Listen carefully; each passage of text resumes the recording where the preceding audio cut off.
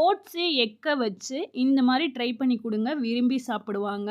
இது செய்றதுக்கு ஒரு 10 நிமிஷம் தான் ஆகும். கண்டிப்பா ட்ரை பண்ணிட்டு உங்களோட ஃபீட்பேக்க நித்திலம் சேனலுக்கு மறக்காம கமெண்ட் பண்ணுங்க. நித்திலம் சேனல இன்னும் சப்ஸ்கிரைப் பண்ணாதவங்களா இருந்தா சப்ஸ்கிரைப் பண்ணிக்கிறங்க. இந்த ரெசிபிக்கு 1 1/2 கப்பு ஓட்ஸ் எடுத்திருக்கேன்.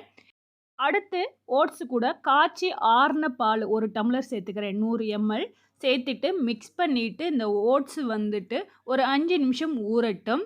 அடுத்து ஊறுனதுக்கப்புறம் 2 முட்டை சேர்த்துக்கிறேன்.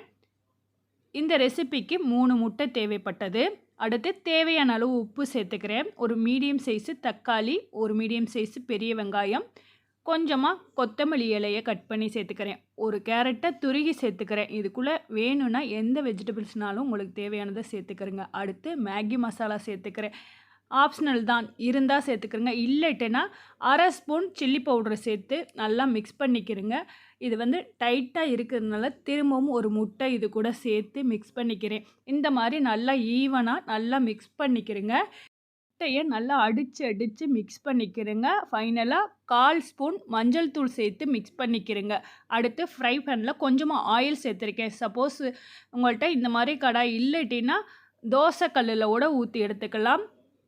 ஆயிலுக்கு பதிலா பட்டர் கூட சேர்த்துக்கலாம். சேர்த்துட்டு ரெடி பண்ண ஓட்ஸை இது கூட சேர்த்து நல்லா ஸ்ப்ரெட் பண்ணி விட்டுட்டு அடுப்பை மீடியம் ஃப்ளேமில் வச்சு ஒரு 3 நிமிஷம் ஒரு பக்கம் வேக விடுங்க. இப்போ ஒரு பக்கம் வெந்துருச்சு. அடுத்த பக்கம் திருப்பும்போது பார்த்து திருப்பிக்கிறீங்க. ஒரு பிளேட்டை வச்சு அப்படியே கடாயை திருப்பினோம்னா சூப்பராக அந்த பிளேட்டில் வந்துடும். திரும்பவும் அதை கடாயில் சேர்த்து அடுத்த பக்கம் வேக விடுங்க. வேகும்போது கரண்டியை வச்சு அழுத்தம் கொடுத்து வேக விடுங்க. அப்போ தான் ஈவனாக வெந்து வரும். வேகும்போதே நல்ல வாசனையாகவும் இருக்கும். நல்லா வெந்துருச்சுன்னு அர்த்தம். இந்த மாதிரி வெந்ததுக்கப்புறம் எடுத்து சர்வ் பண்ண வேண்டியதான். இந்த அளவுக்கு 2 இந்த மாதிரி வந்தது. இது வந்து அடை தோசை மாதிரியே நல்ல டேஸ்ட்டாகவும் மொறு மொறுன்னு இருந்தது. கண்டிப்பாக இந்த வீடியோ பார்த்துட்டு உங்கள் வீட்டு குட்டீஸுகளுக்கு மறக்காமல் ட்ரை பண்ணுங்கள். ட்ரை பண்ணிவிட்டு உங்களுக்கு எப்படி வந்ததுன்னு நித்திலம் சேனலுக்கு ஷேர் பண்ணுங்கள். இந்த வீடியோ பிடிச்சிருந்தா லைக் கொடுங்க.